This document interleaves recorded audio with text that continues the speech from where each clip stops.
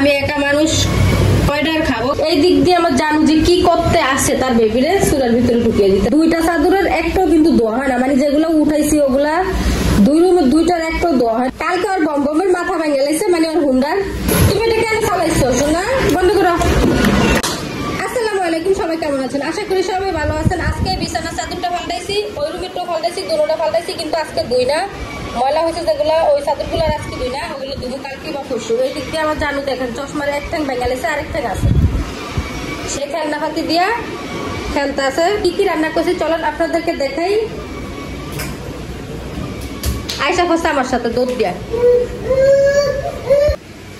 এইদিকে আজকে রান্না করছি, বাবা এরকম করে না বাবা, কাঁকরোল দিয়া আলু দিয়া মাছ দিয়া।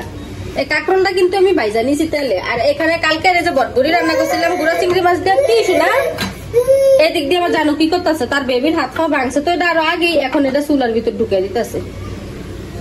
এই যে বটবড়ি দিয়া আলু দিয়া গুঁড়া চিংড়ি মাছ দিয়ে কালকে রান্না করছিলাম, কালকে আর খাওয়া হয় না। আমি একা মানুষ কয়টার খাবো।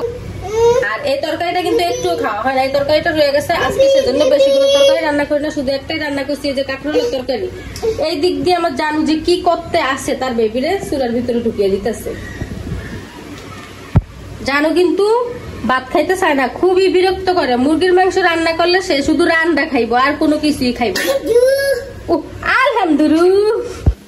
এই দিক দিয়ে এই রুমের বিছানা চাদরটা পাল্টাইছি, দুইটা চাদরের একটাও কিন্তু দোয়া হয় না, মানে যেগুলো উঠাইছি ওগুলা দুই রুমের দুইটার একটাও দোয়া হয় না, ওগুলা রাখা দিছি, ওগুলো আমি কালকে ধোবো, আজকে ধোবো না। জানো এই দিক দিয়ে কি নাস্তা আছে,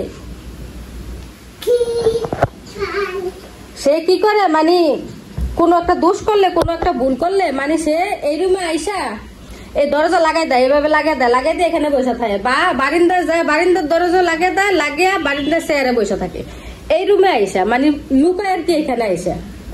আমি কি করে খুঁজে খুঁজে বাইর করে লাই, আমি খুঁজে খুঁজে বাইর করে লাই, সে এখানে লুকায় আইসা।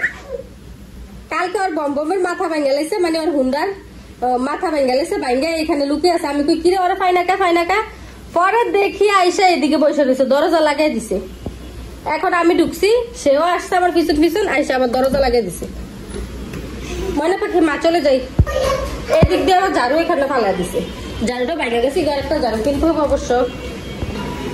এইখানে তার খেলনা পাতির অবস্থা সারাদিনই কিন্তু এরকমই থাকে। আমি গোছাই, সে এরকম করে।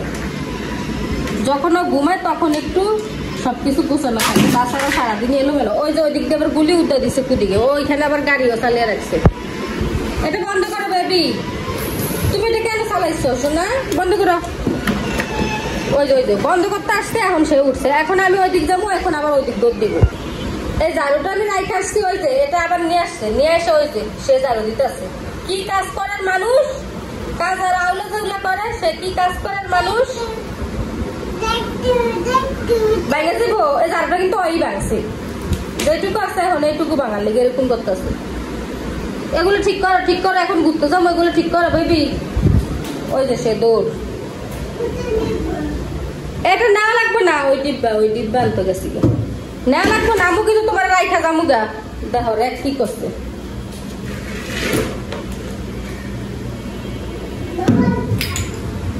তোমার নিমু না, কিন্তু তোমার রাইখা যামু গা, এখন বাইরে যাবো।